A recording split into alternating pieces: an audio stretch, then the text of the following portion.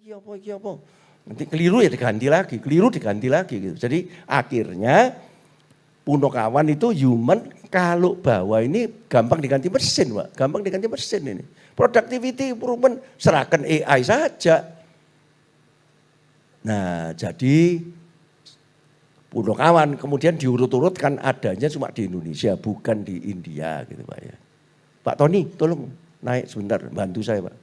Nah, Pak Tony ini mengkonfirm orang Jawa Tengah, Semarang yang sekarang jaga Wika Santrian ini ya.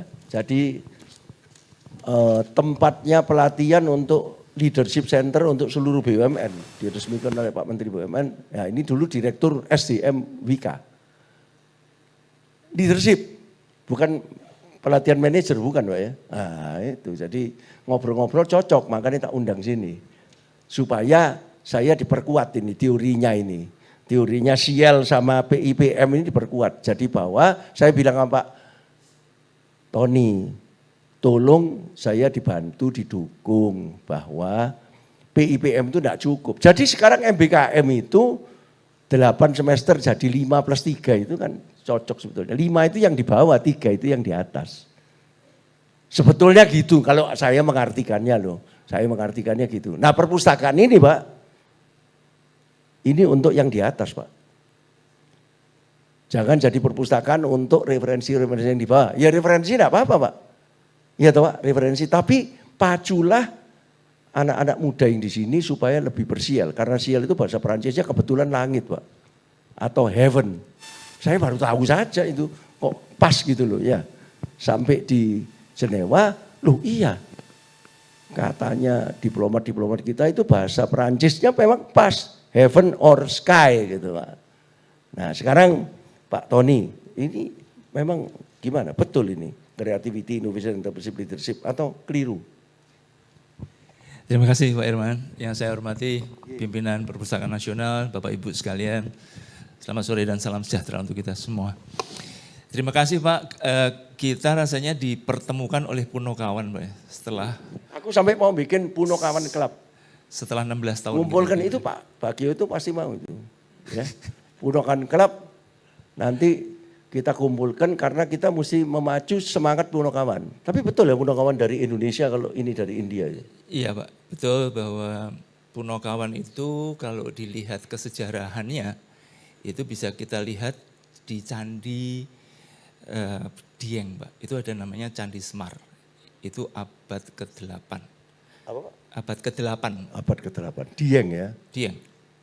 Kalau dilihat di prasastinya, itu bisa dilihat di prasasti Gemekan. Itu di sana ada tertulis tahun 930, wayang dan guyonan. Tapi kalau Bapak ingat, Bapak kan pernah ke Candi Sukuh. Suko sama Cetho Pak. Aku dikasih Ki Dwijo Waskito sama Pak Ganjar Pranowo. Nah, di atasnya Candi Cetho itu. Walaupun tidak ngerti juga. Ya. Ya, di Cetho ada, di Sukuh ada, itu betul-betul kelihatan bahwa Punokawan ini mengawal para satria. Begitu. Jadi kawan yang paham. Ada buktinya bahwa kalau di Indonesia, Pandawa ini tidak akan bisa menang perang lawan Kurawa kalau tidak ada Punokawan itu betul ya? Jadi aslinya sebetulnya kan ini perang dua Pandawa sama Kurawa. Ya Pandawa Kurawa. Masing-masing punya Punokawannya kalau menurut Indonesia.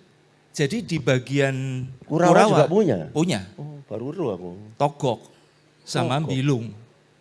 Wah, nah si Togok ini saudaranya Semar. Togok saudara siapa? Semar. Oh, jadi saudaranya Semar satu jadi Pak Baik, satunya jadi Kurawa? Satunya jadi Batara Guru. Oh, kayak gitu. Yin Yang gitu ya?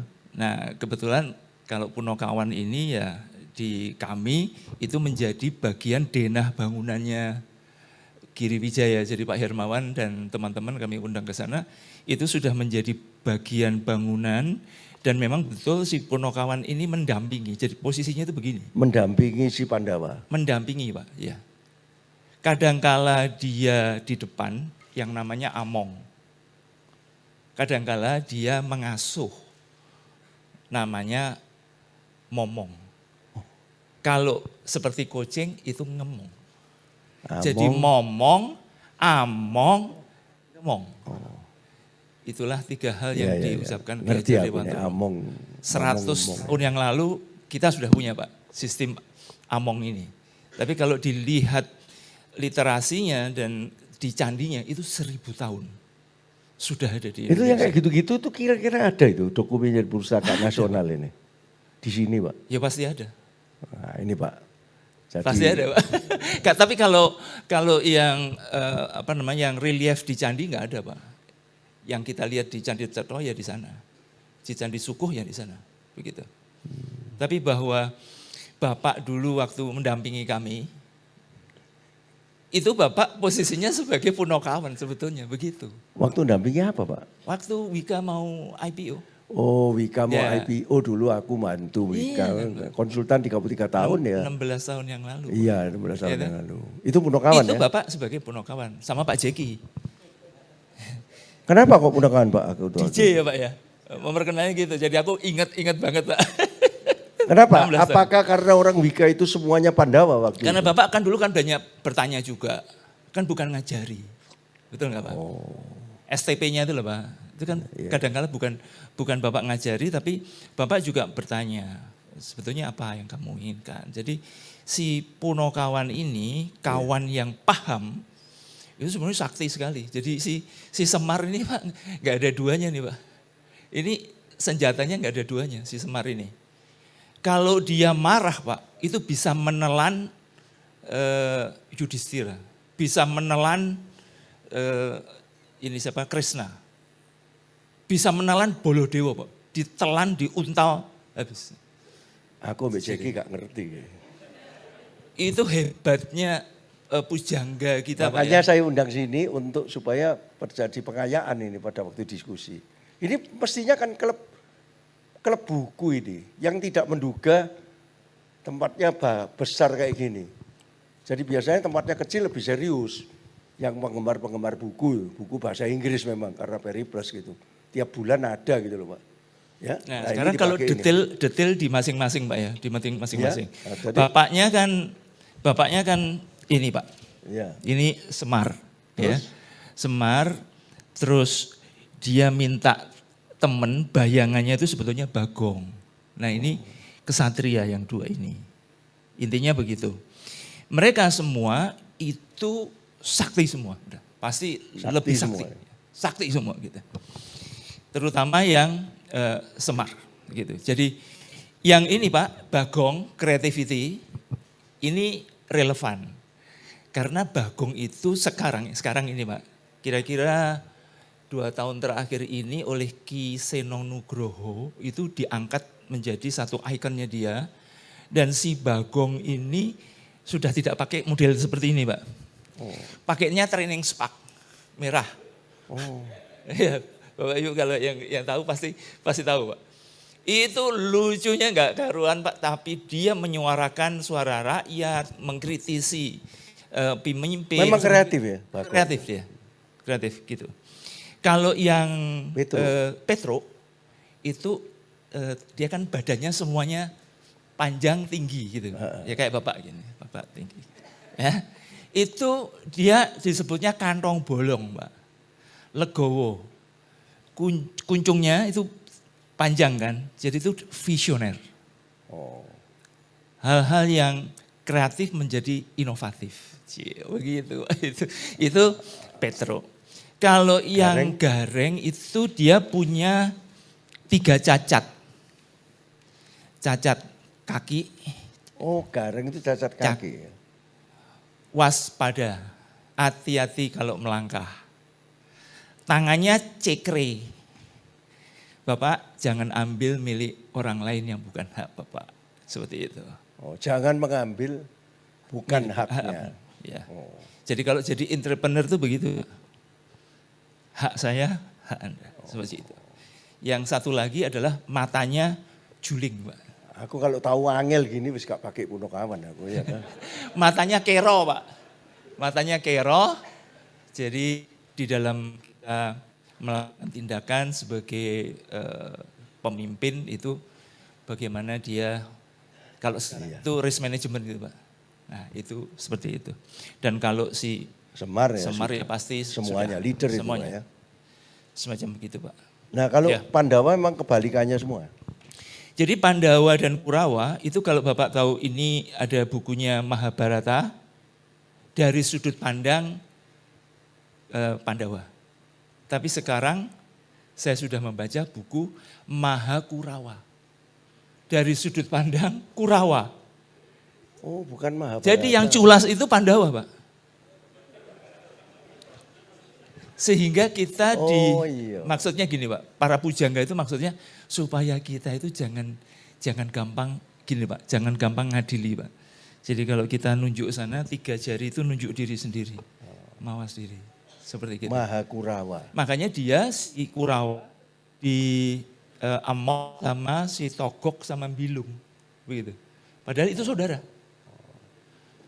Mulutnya sangat doer begitu karena nasihat-nasihat mereka tidak digubris sama si itu si Kurawa, seperti itu. Nah, itu untuk supaya berimbang sebetulnya. Pak Dir, jadi tolong laporkan Pak Dirjen. Sebetulnya saya telepon sendiri Pak Dirjen. Mungkin Pak Dirjen juga tidak melihat ini sebagai kebudayaan marketing iki sakjane. Tapi tolong laporkan bahwa orang kayak Pak Tony Warsono, ini saya serahkan buku ini pada Dirjen Kebudayaan karena sudah kadung laris ini Pak. Larisnya sudah kelihatan ini Pak. Karena saya sial Pak, kreatif, inovatif, entrepreneur. Entrepreneur itu kalau saya enggak nunggu kayak Gareng ini Pak, jalan dikit-dikit. Saya lihat opportunity, saya risk taking, saya ambil risikonya dengan perhitungan, dan saya kolaborasi dengan semua. Tentunya mesti pakai Philip Kotler.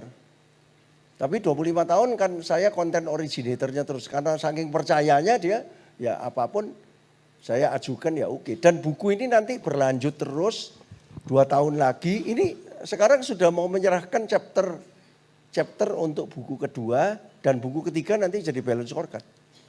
Saya janji sama Philip Kotler dan Wiley. 2027 we have to launch new balance scorecard. Karena balance scorecard lama itu tidak cocok semua sudah. Tidak ada teknologi, tidak ada apa. Tidak cocok sama bacaan. Tapi tidak ada yang memperbarui itu. Nah mumpung belum diperbarui orang marketing. Itu kan orang accounting yang bikin. Jadi saya janji sama Philip Kotler 1998, one day if you already trust me, I will propose to you a new balance scorecard konsep ini Pak. Tapi nanti ada operationnya di tengah. Jadi marketing di atas, finance di bawah, ada operation. Jadi sebetulnya modelnya lebih ruwet dari ini, tapi biar Jackie aja. Jackie kan doktor. Jadi Jackie yang ngomongin ruwet-ruwet, aku sih gampang-gampang aja toh. Ya dibantu sama yang betul-betul ngerti. Salut Pak. Ya, jadi saya mohon maaf kalau enggak pas-pas banget gitu ya. Tapi saya kalau nunggu pas kapan Pak? Ya toh. Dan saya harus membantu Indonesia. Dan ambasador teman-temannya Pak Andra Jati itu seneng. Tak telepon dari Interlaken.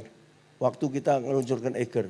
Pak Dubes, ini saya baru dapat masih fresh from the oven loh. Dari mana bukunya? Pertanyaannya ambasador gitu tok. Wiley. Oh Wiley Amerika iyo.